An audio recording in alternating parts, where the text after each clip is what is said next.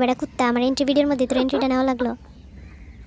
So hello everyone, আজকে Friday ছিল, ভাবলাম একটু রেস্ট করব, কিন্তু না, আমার দুইটার ফ্রেন্ড আমাকে ইচ্ছা মতো মেসেজ দিতেছে দেখা করার জন্য, কারণ তারা অনেক বছর পর আসছে। তারা আবার জীবনযুদ্ধে আমার থেকে অনেকটাই এগিয়ে গেছে, বাচ্চা কাচ্চা নিয়ে ফুল সংসারী।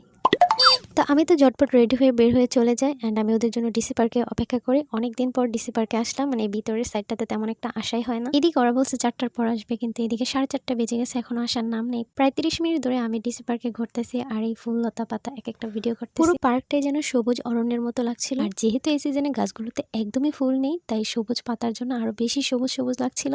তো 2-1 মাস পর কিন্তু এই গাছগুলোতে আবার ফুল দিবে, তখন পার্কের সৌন্দর্যটা আরো দ্বিগুণ বেড়ে যাবে। তো পার্কটা ছোট হলো, এখানে কিন্তু অনেক গাছপালা রয়েছে অ্যান্ড খুবই গোছালো। ফুল আছে এমন গাছগুলো আমি দেখছিলাম, আর এই ফুল গাছটা দেখে আমি অবাক হয়ে যাই, এত সুন্দর ছিল পিঙ্ক আর হোয়াইটের মধ্যে।